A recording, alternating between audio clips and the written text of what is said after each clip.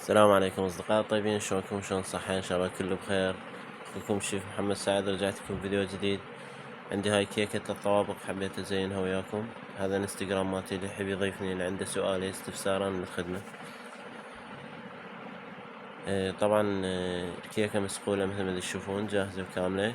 قعدتها بالستان وبلشت راح أسوي الإطار اللي جوا مالتها مثل ما تشوفون.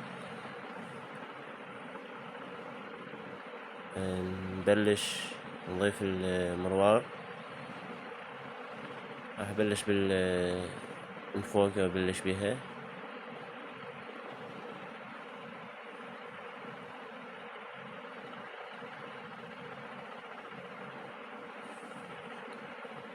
لا تنسونا من اللايك والاشتراك بالقناة، يكون منكم مثل ما تشوفون. هسه كمان عندنا الوجه الفوق،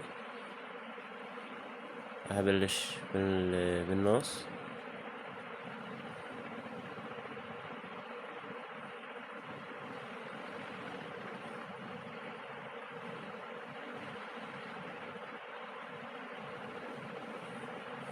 شوفوا لي شكل الكيكة شلون راح يطلع حلو وكيوت ومرتب.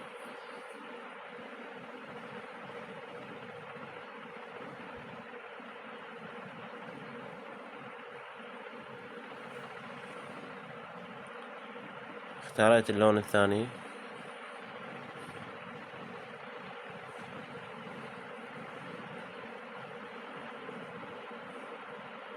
هذا لون إضافي، لون برتقالي، ليمون يا برتقالي. هسه راح أبلش. أهم شي الإطار، لازم نسوي لها إطارات. الكيكة بدون إطار تطلع مو حلوة، كان بالستان وكان بالقاعدة. أهم شي الإطار. هواي أشوف كيك بدون إطار، يعني هو ما يكلف، يعني شي ياكل كريم. نختار فورمة صغيرة، إذا احنا هيك اقتصاديين كلش، يعني فورمة صغيرة ونسوي بيها الإطار.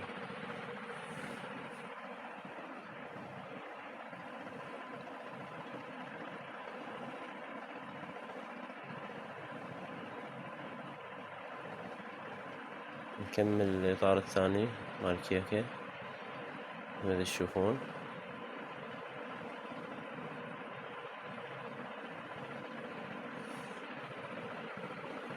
إن شاء الله محضر لكم فيديو مال قطع كيك راح أنزل لكم. طبعا من بداية العمل مالته للأخير.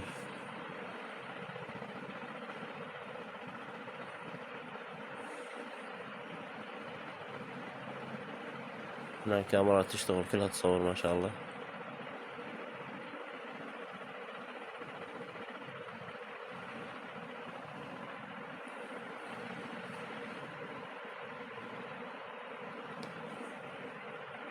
هاي لمسة بسيطة إضافية فوق الإطار، راح أخلي المروار أحمر شوية، بس ما أخليه لا ينزل لا هيج ولا هيج.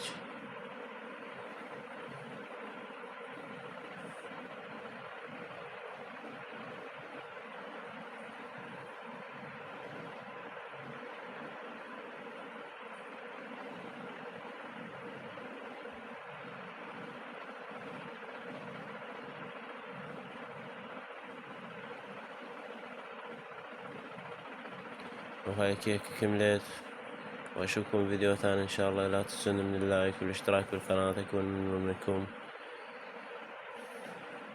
هاي فرة بسيطة إلها، راح افرها. اكتبوا لي بالتعليقات اذا عجبتكم او لا، شنو تحبون انزلكم بعد.